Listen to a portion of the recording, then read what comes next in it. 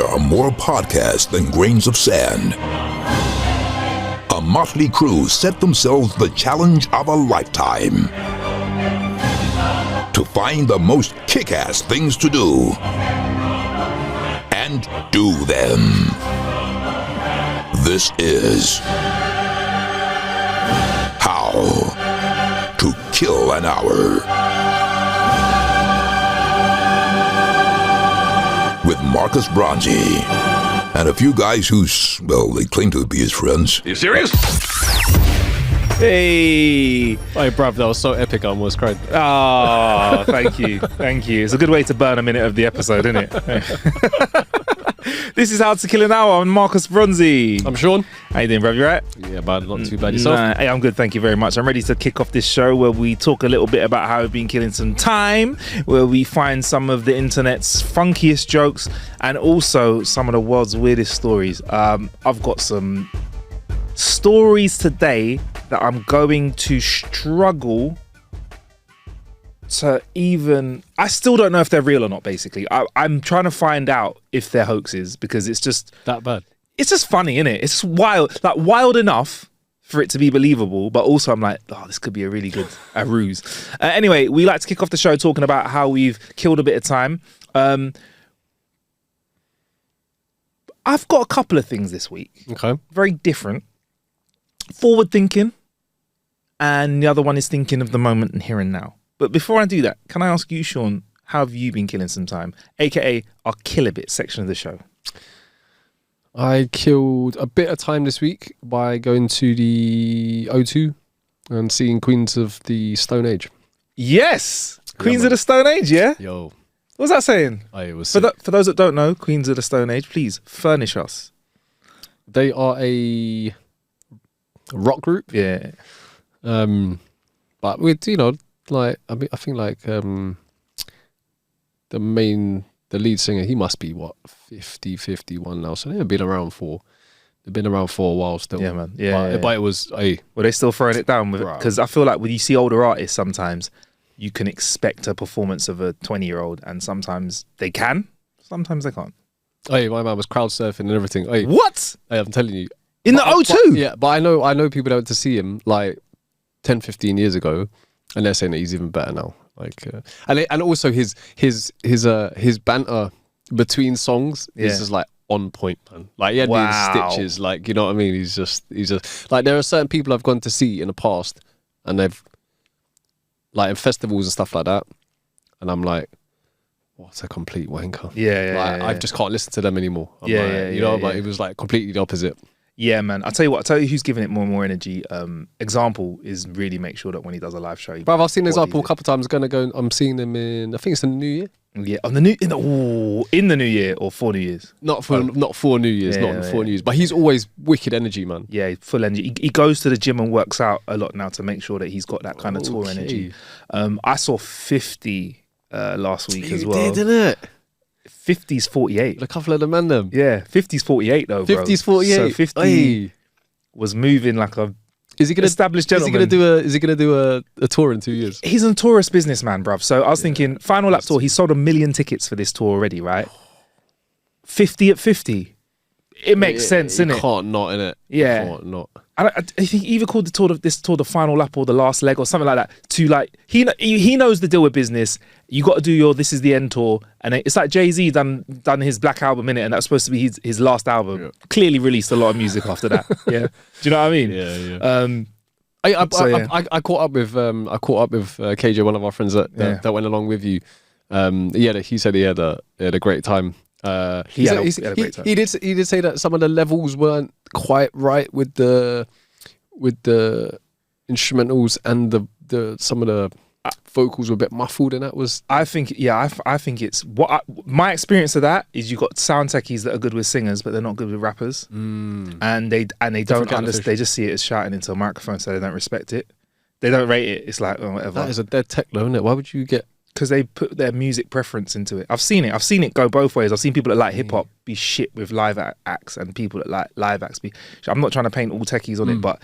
The O2 is fantastic acoustically for singing. So singing artists, everyone says how amazing it is. For rapping, it can struggle sometimes. Right. And again, 50 ain't running up and down the stage doing backflips, so you're not seeing the dancing or whatever. He's like standing there doing like one arm up and down. He's a big man, bruv. You get me? Like, I get it. I want him, and he's been on tour for 5 months. So clearly, like, you know, you don't want to bust yourself up. So, yeah, there were a couple songs that were a little bit, but then there was like some of the hits, like, you know, 21 Questions and stuff like that. Just was so nice, like hearing a whole audience sing it. We had an experience that I discussed on a previous episode where when Richie filled in about some action that happened over there as well, which I could tell you about off the pod because I don't want to repeat myself. But yeah, it was a very funny, wild experience. So yeah, man, it's good. So, but you enjoyed it though, yeah? Good time? Good. It's a good venue.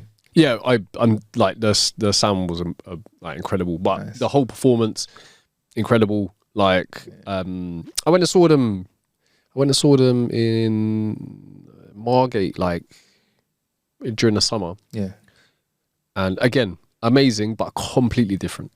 Really, completely different. It was just like it was probably like. I mean, I guess what's the capacity to O2? What 20,000-30,000 or for the O2? It's 12,000, I think. Or 18,000. Come on, no way. No, 18,000, I think. I'll Google it as you talk. I'm thinking about because was it the same at 50 where it was like all standing? The whole of the floor was whole of the floor was standing. Yeah. Yeah, check it out because I was looking at it like a football stadium. And I was thinking, if this was a football stadium, how many people do I think would be here? I reckon at least 20,000, man.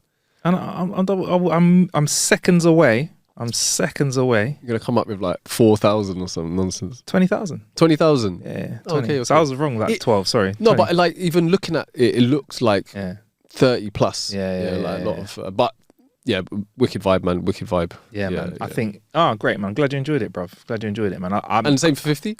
Yeah, I don't want to see a new artist. I want to see an old established artist because one thing you're going to get is all the hits, all the bangers. And I'll be honest, it was nice just to be around a bunch of old farts because everyone was in there was an old fart. There were actually, to be fair, there were some like 12-year-olds, 15-year-olds, I think, or 16. The agent was like, "What the fuck are you doing here? Is your dad bringing you out?" Like, but and it was a good crowd, vibey. I feel like everyone was just a bit tired, innit? Because we're older. It's like an older audience, isn't it? It's just like, yeah. I was. Do you know what I was like? Oh, thank God we got sitting seats. I have a little sit beforehand. People actually? Oh, right. Yeah. During it? No, not during. I saw one grumpy woman sitting down during the show, and I'm hoping that's just for medical reasons. Because if you're all the way at a concert and you sit, no, there was one prick actually because I know who they are actually, was just sitting down, and I was just like, "Are you a prick, man?" No, I will say this. I would say all the people at Queens of the Stone Age, it was everybody on the bottom bit. It was mosh pits going on and all madness, but then everyone else was sitting. Really? Yeah, and there were a couple of Dunnies who would like stand up. Yeah, people behind were going, "Fucking sit!"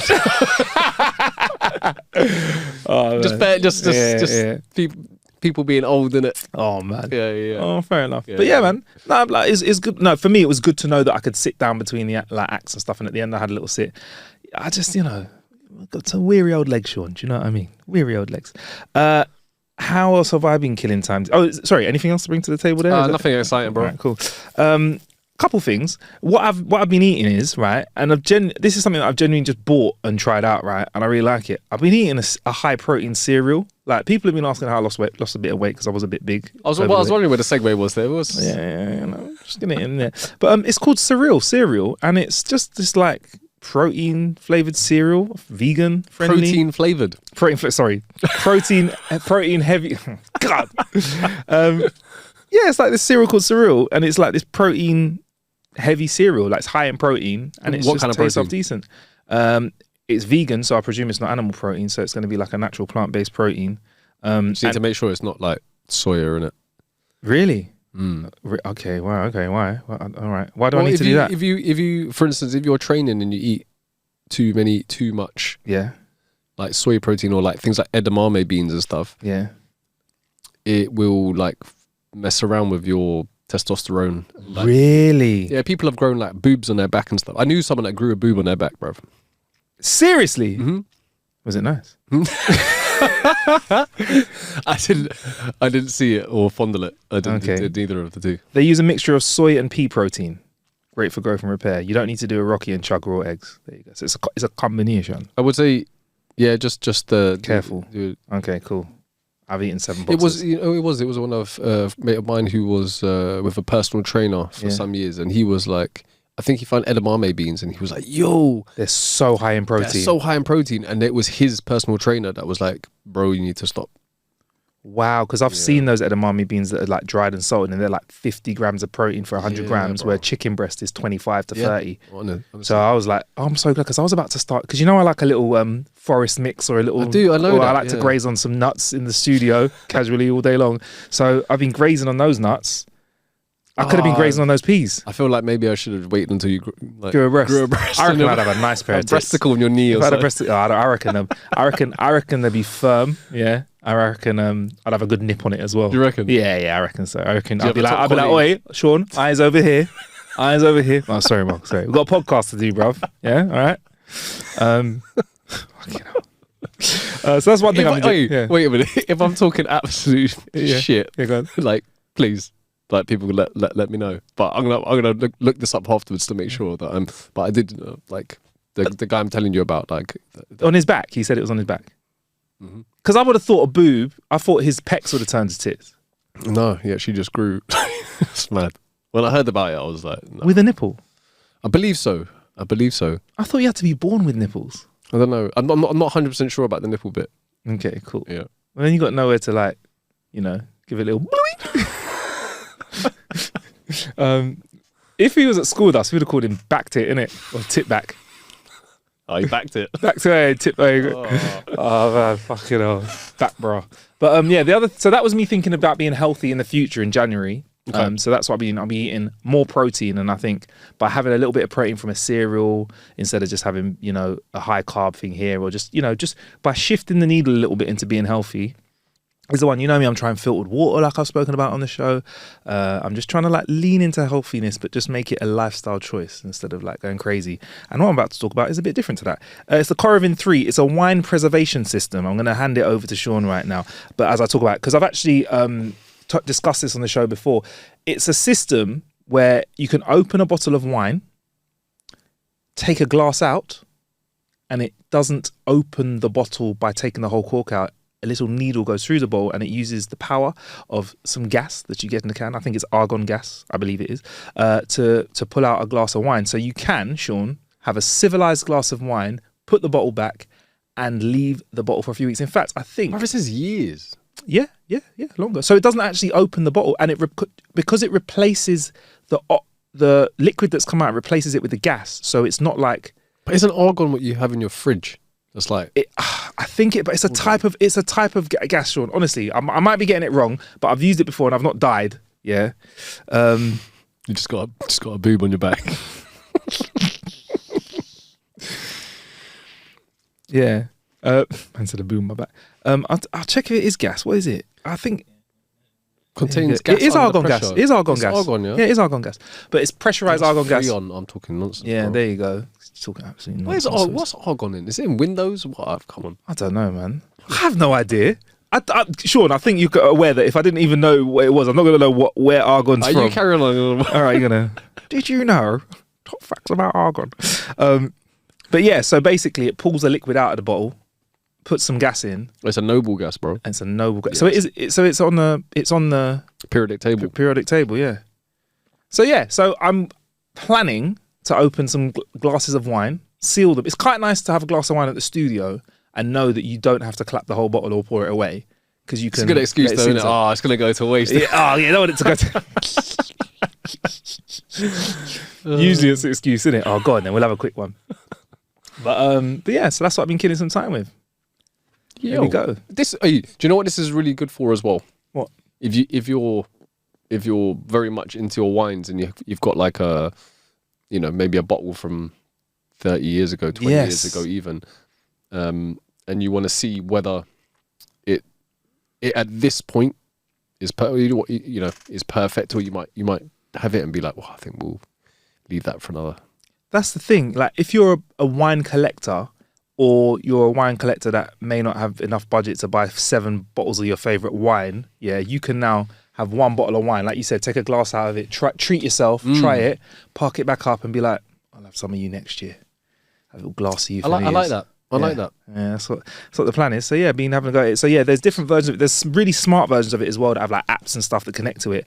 But the one I tried was the Coravin 3, so it's kind of just like a bit more of a manual system. Slap it on the bottle, crack on. So for me, that model's a bit better for like someone like my dad, because if I try and give him something that's like connected to an app, he's just, do you know what I mean? It's not for him. So for him, if it's manual, he can get involved. And What does that come in at? Let's have a little look here, man. Let's double check that there.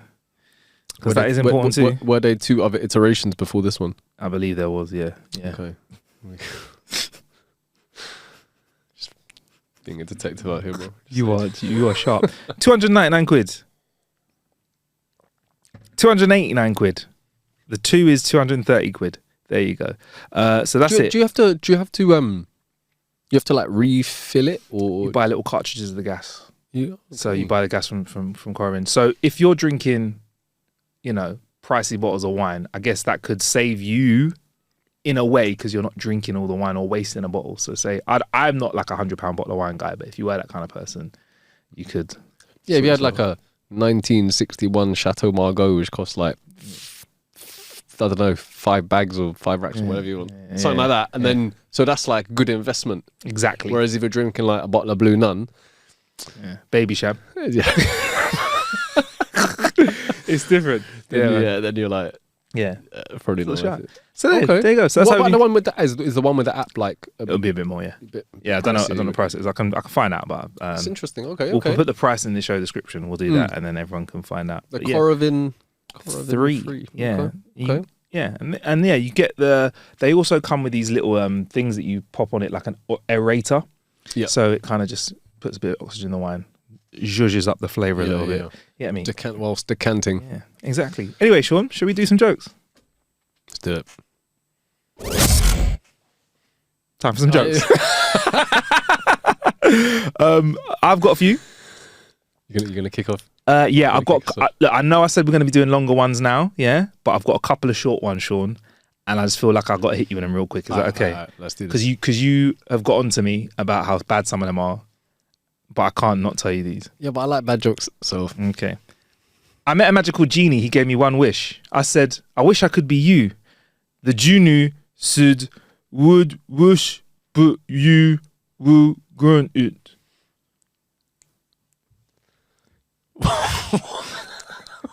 I met a magical genie. He gave me one wish. I said, I wish I could be you. The genie said, would wish, but you will grant it.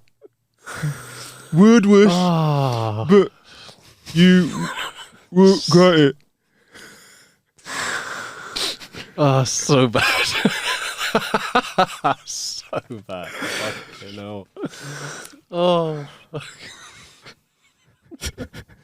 Your delivery was ace though. Oh, man. I don't always whoop, but when I do, there it is. No.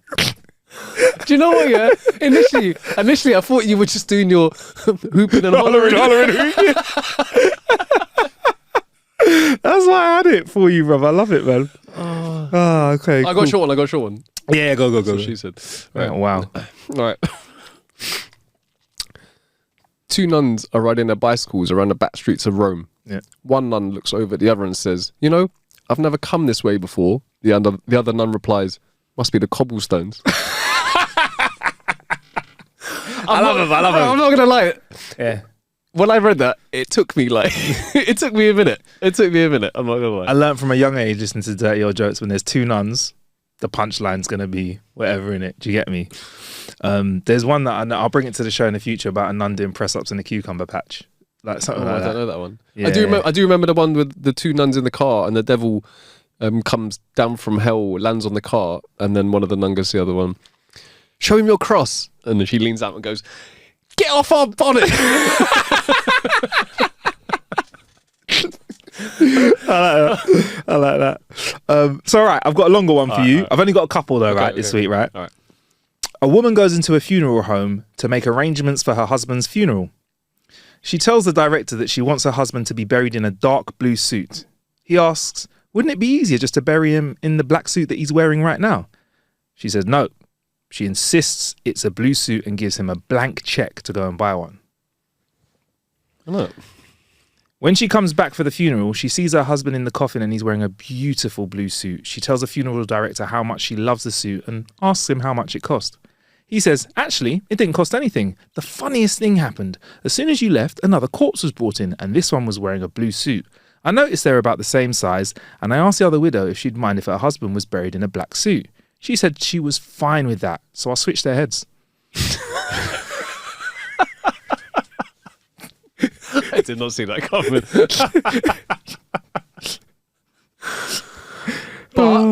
but I like the way he thinks. Yeah, I like the way listen, yeah. Sometimes you ain't got to bring the mountain to Muhammad, you bring Muhammad to the mountain, bro. You get what I'm saying? You know what I'm saying, bro? You know what I'm saying, bro? Okay. Okay. I've got this is a pretty long joke. Okay. Yeah, you ready? Yeah? All right. Joe wanted to buy a Harley motorcycle. He doesn't have much luck until one day he comes across a Harley with a for sale sign on it. The bike looks better than the new one, although it's 10 years old. It's shiny and mint condition. He buys it and asks the seller how he kept it in such great condition for 10 years. Well, it's quite simple, says the seller. Whenever the bike's outside and it's going to rain, rub Vaseline on the chrome. It will protect it from the rain. And he hands Joe a jar of Vaseline.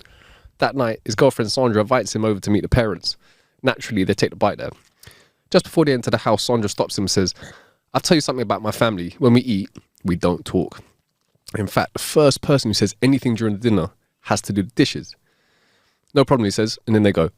Joe's shocked. Right in the middle of the living room is a huge stack of dirty dishes. In the kitchen, another huge stack of dishes piled up on the stairs, in the corridor, everywhere he looks, dirty dishes. They sit down to dinner, and sure enough, no one says a word. As dinner progresses, Joe decides to take advantage of the situation. He leans over and kisses Sandra. No one says a word. He reaches over and fondles her breasts. No one says a word. So he stands up, grabs her, rips her clothes off, throws her on the table, and screws her right there in front of her parents. His girlfriend, a little flustered. Her dad's obviously livid and her mum horrified when he sits back down, but no one says a word. He looks at her mum. She got a great body too. Joe grabs mum, bends her over the table, puts on her panties and screws her every which way, right there on the dinner table. His girlfriend is furious. Her dad is boiling and mum is beaming from ear to ear, but still, total silence. All of a sudden, there's a loud clap of thunder and it starts to rain. Joe remembers his bike, so he pulls a jar of Vaseline from his pocket. Suddenly, the father shouts, "Fuck it, I'll do the dishes." That's a long one. That's a good one. That's a good one. I like that. That's a good one. That's a good one. Oh, I just about saw that coming with you. That was good. That was good though. I like that. I like that. That's kind of similar to the one I just said. In terms of like the last minute thing. Yeah. All right, I hope you like this one as well. Okay. A man walks into a bar and says to the bartender, "I've got a little man that plays the piano in my pocket." The bartender doubts the man, but the man insists, "Look, if I show you him, will you give me a free drink?" Bartender says, "All right then." The man takes a little tiny 10-inch tall man out of his pocket. I'm doing that again. The man takes him out of his pocket. The man whips a tiny little 10-inch long person, right? He's got a little piano and he plays a little tune. The bartender is amazed and gives him a free drink. But as he gives him the drink, the guy goes, "If I show you how I did it, will you give me another free drink?" The curious bartender obliges and the man says, "There's a little wizard in my pocket that grants wishes." The bartender hands him another free drink and says, "Look, I've got one more request." Well, the man says, "I've got one more request," as he gets his second free drink. "If I let you make a wish, will you give me another free drink? A third one?" The bartender says, "All right, cool." So he turns to the wizard and goes, "I wish for $1,000. All of a sudden, there's a massive poof of smoke, and when it settles, they are surrounded by 1,000 ducks. The bartender says, "I didn't ask for 1,000 ducks." To which the man replies, "I think the wizard's a bit deaf. Do you think I wanted a 10-inch pianist?" I saw that coming right at the end. That's a good one. That's a good one. That's a good one. And a good comment was, someone said 1,000 ducks is probably worth more than $1,000, but anyway, good point. Yeah, very valid point. Yeah. Took a bit too serious. Chill out, mate. Go on. Ooh, all right. A young man walks up, sits down at the bar. "What can I get you?" the bartender inquires. "I want 6 shots of tequila," responded the young man. 6 shots? You celebrating something? Yep, my first blowjob. Well, in that case, let me give you a 7th on the house. No offence, sir, but if 6 shots won't get rid of the taste, nothing will. Yes, man. Classic. Absolute classic, man. Got any more for me? I'm good for this week, bruv. I'm going to do one more for you. Yeah, go on. I'm going to go one more. A husband comes home to find his wife with her suitcases packed in the living room. Where the hell do you think you're going, he says. I'm going to Las Vegas, she says. You can earn $400 for a blowjob there, and I figured that I might as well earn money for what I do to you for free. The husband thinks for a moment, goes upstairs, comes back down with his suitcase packed as well. Where do you think you're going, the wife asks. I'm coming with you. I want to see how you survive on $800 a year.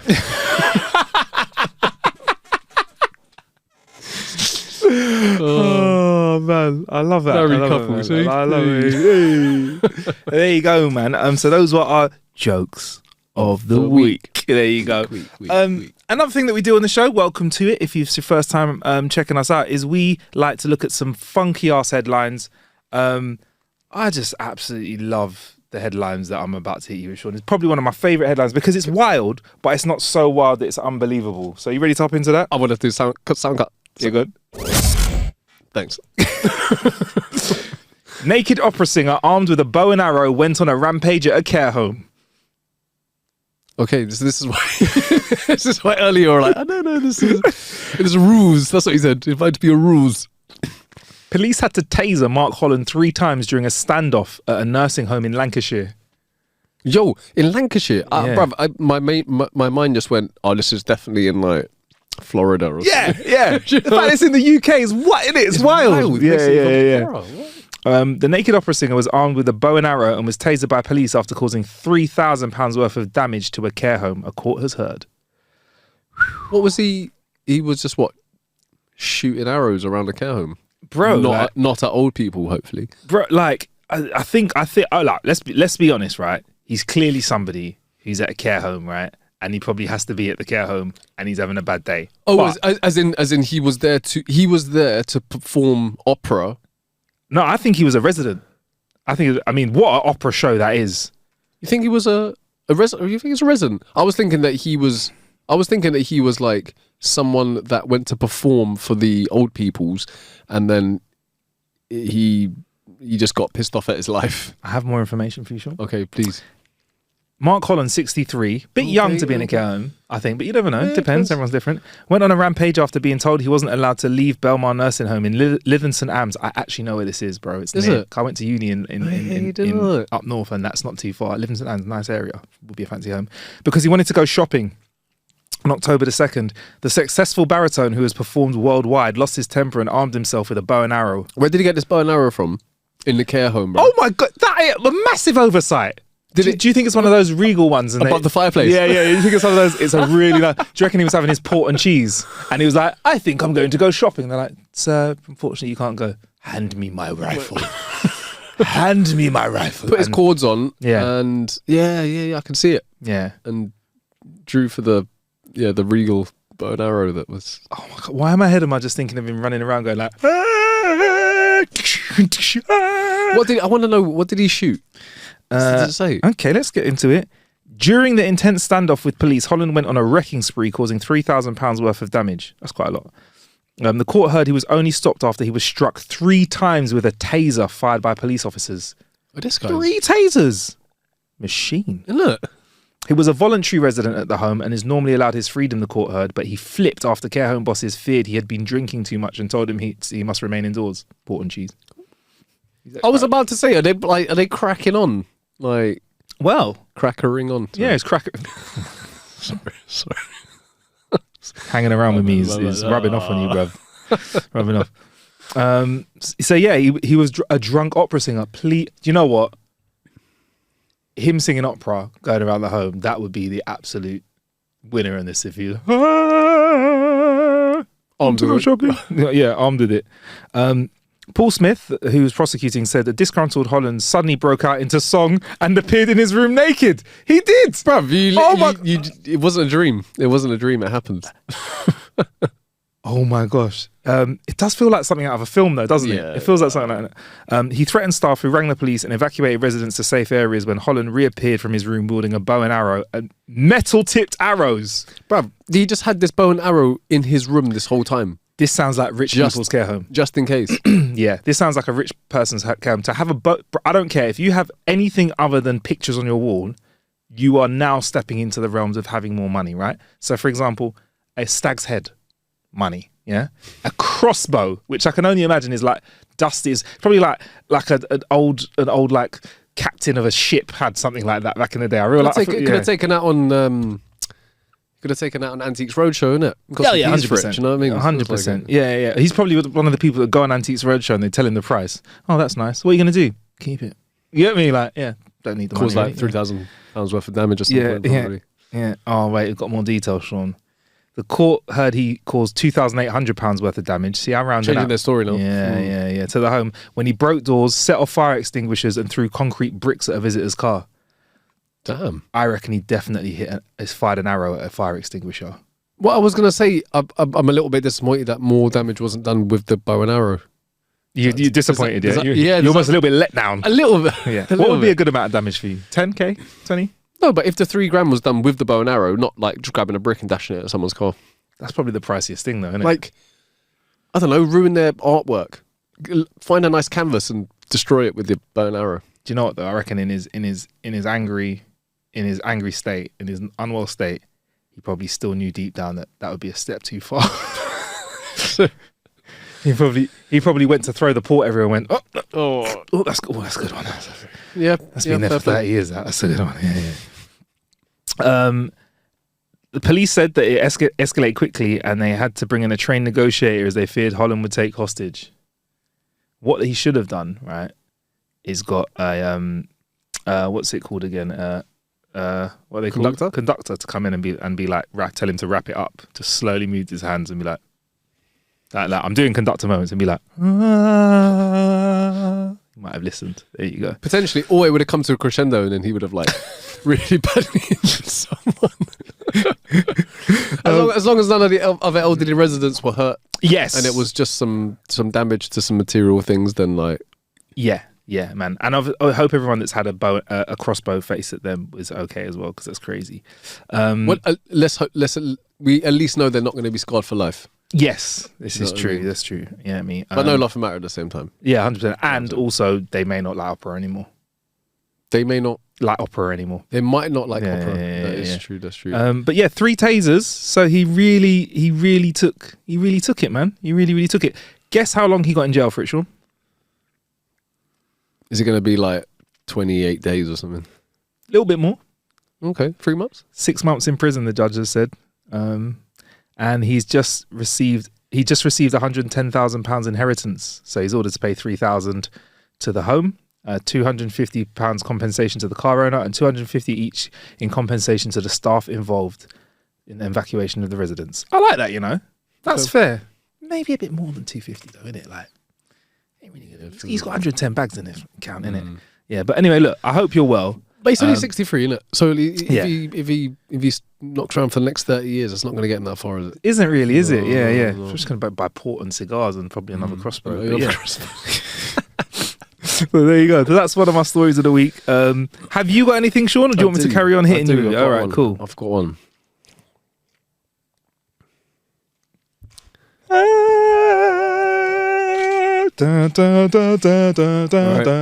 Sorry. You ready? Yeah, go on.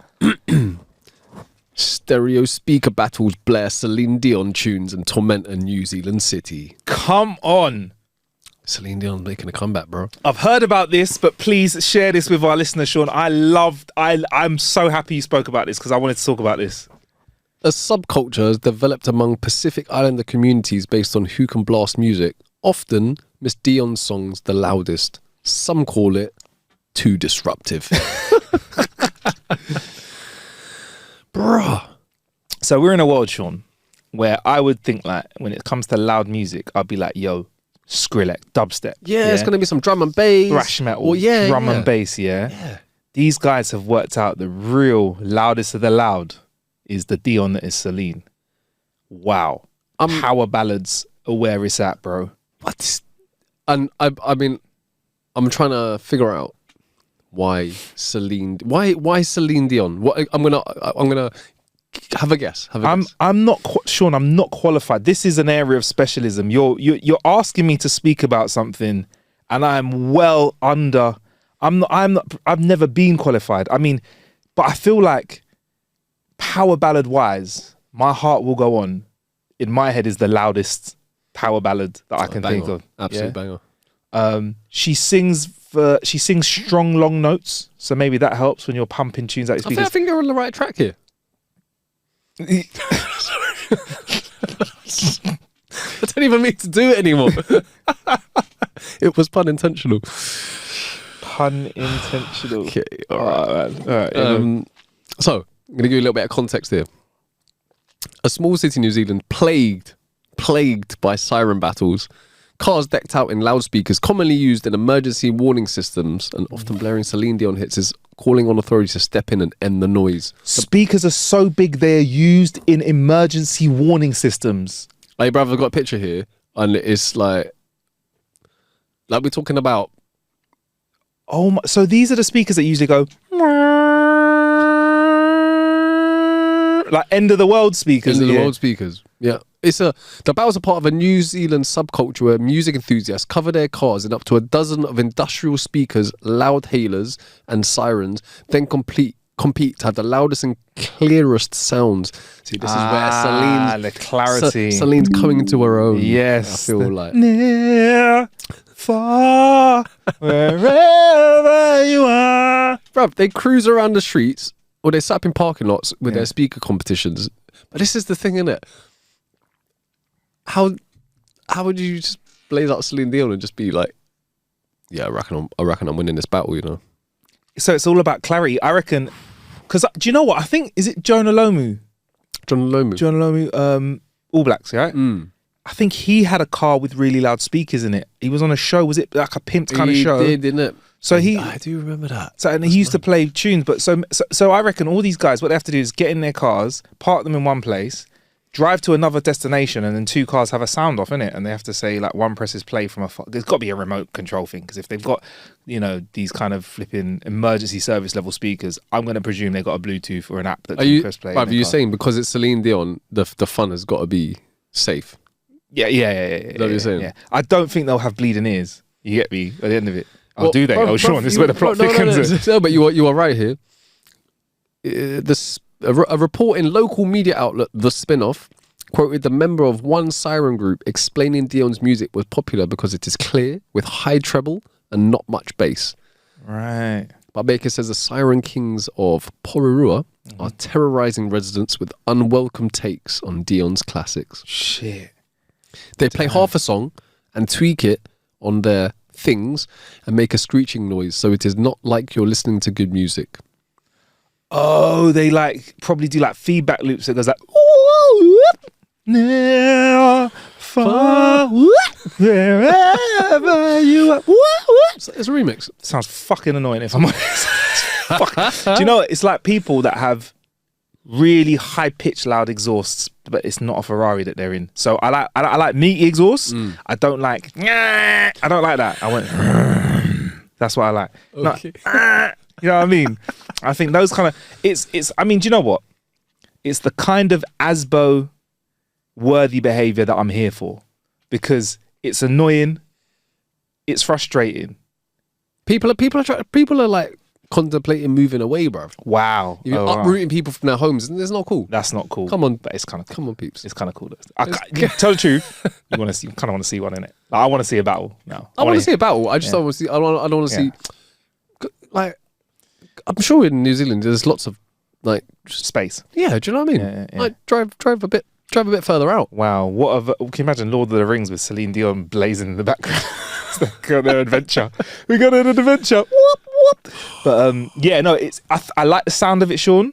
I won't like the sound of it. It's like people that live right next to the fun. Actually, you used to live near a fun fair, innit? Great, I'd think. Not great though, is it? Because you get all the noise and people with it, innit? Yeah. But going to a fun fair is cool. But living in a fun fair, I don't know. Next to a fun fair, I don't know, man. I don't know. You tell me. Am I right? I mean, it was a pop-up one, innit? So it wasn't like an all-year-round one, because it probably would get a bit Imagine that all year round. Imagine that. Fucking hell. Yeah. But I love it, People Sean. love a fun fact. I do love a fun fact. But do you know what, Sean? Thank you for because I saw that and I know you mentioned talking about it on the show, I think, and then I'm glad that you did. That's flipping great, man.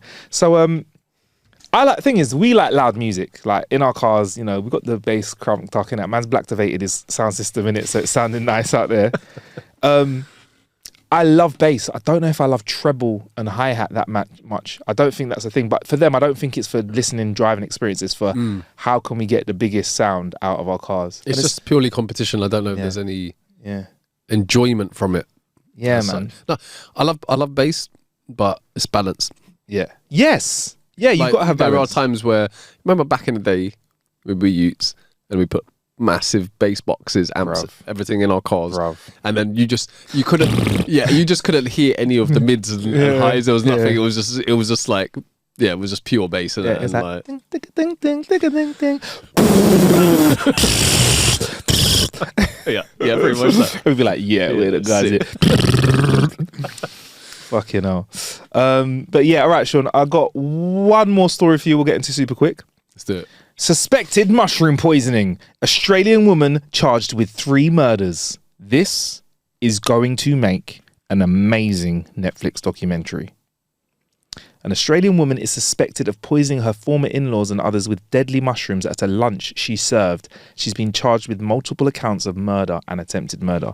3 people died after Erin Patterson, 49, served beef Wellington, a dish that includes mushrooms, to guests in July. While the 3 murder charges relate to the lunch, 3 of 5 attempted murder charges are linked to a separate incidents between 2021 and 2022. That means she's been trying to do this for a while, bro. Oh, she's perfecting. Yeah, man, she is. Patterson maintains she's innocent. She said she did not intentionally poison her guests at the family lunch at her home on the 29th of July in the Victoria town of, I'm sorry if I'm saying this wrong, Leongatha. Toxology reports that the victims consumed death cap mushrooms. It's in the name, bro. Yeah, death, bruv. Definitely. She doesn't sound like a fun guy. Yeah. No, she's not. I mean, listen. Oh, you didn't. Oh, Come on. Sorry, we're terrible. we've not got mushroom for many more of those jokes, Sean. All right. Oh, sorry. Her former husband, Simon Patterson, had also been invited to the meal but was unable to make it at the last minute. The plot thickens. Did was it like Final Destination? Where because he was supposed to be there. Oh, he was supposed to be there. Supposed to be there and eat the death cap mushrooms, but he didn't. You know what? That film really scared me, Final Destination. Because you kind of knew someone was going to get hurt. It was just waiting for them to get hurt. It was the anticipation of it. Yeah, that's what I don't like. That's horror. I don't like anticipation. Same. That's what gets me every time. The police have not provided the details of the 2 attempted murder charges. However, it's known that one of the guests at the meal fell critically ill but survived. She's also been charged with 3 accounts of attempted murder. And it just so happened that everyone else ate it, and she cooked all this food and didn't eat any of it. So I believe there's an update of this, and I need to find it now, because she is in a. She basically, I think she's trying to say, if I can remember it right, I think she's trying to say that she ate the food as well, and there was some of the mushroom stuff in there. But it's very easy if you make a beef Wellington to put a little mark on it and know which bit of it to eat. If you know what I mean. You get me? Yeah. I'm going to get the update here. Mushroom murder update. Mushroom murders is what it's called. I mean, the full timeline of the mushroom murder events. Right. Okay. Oh my gosh. Okay. Go on. Sorry, Sean. I spoke over you, mate. No. I want to hear the timeline. Okay. I want to hear her. I want to hear her defense in it.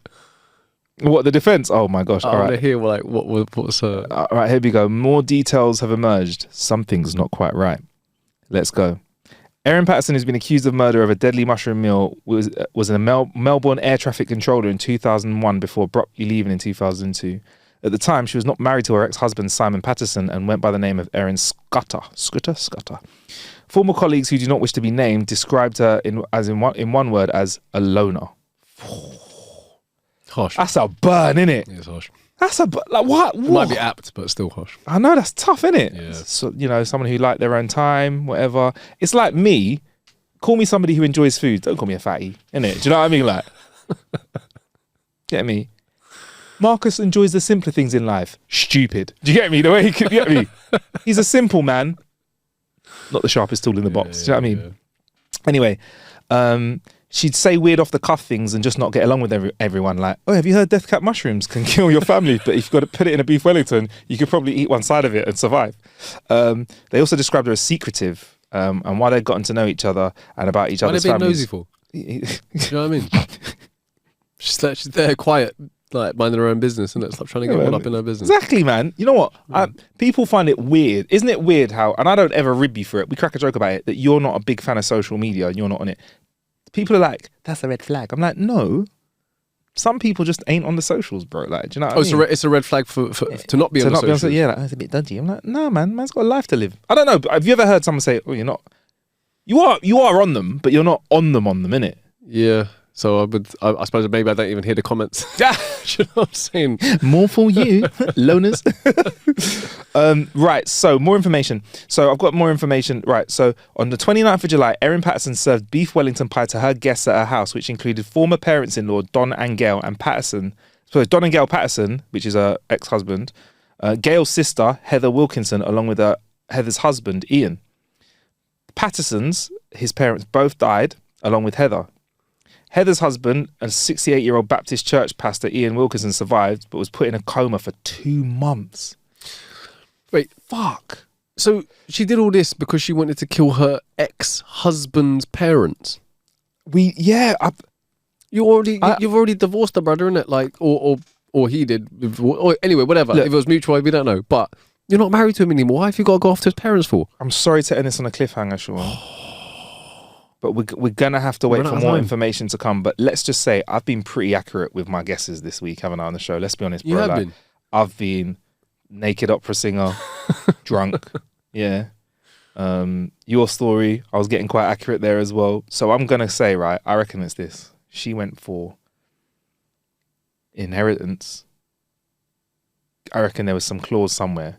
Maybe she wasn't fully divorced. Maybe it was divorced but not on paper. Whack the whole family. And she gets everything. Like if his parents died, he'd get the cash. But if his parents died and she died, goes to the sister. Yeah, it doesn't go to the second cousin. Yeah, inviting everyone in. She was just like coming everyone. And I think I read somewhere that she had a little bit of the death cap in her system. And I reckon if you came to someone's house, if you came to someone's house, she's like, sorry guys, I'm not having any beef Wellington, and everybody died except for her. Or most people died except for her. People would be like, I reckon there's something a bit dodgy going on here. Yeah. But if she also had the beef Wellington, she'd be like, I don't know what it is. Like, who put the death cap mushrooms in this beef Wellington that I prepared? I was just fortunate that I just had 1/20th of what everyone else had. Oh, that was it. She's tried to say here that she bought them from a store. No shop in the world would even risk selling that stuff unless the shop was called How to Kill Someone. How to Kill an Hour, yeah. Unless it was like the murder shop, like we have death cap mushrooms or cyanide, or here's that stuff is it cyanide that's inside peach seeds?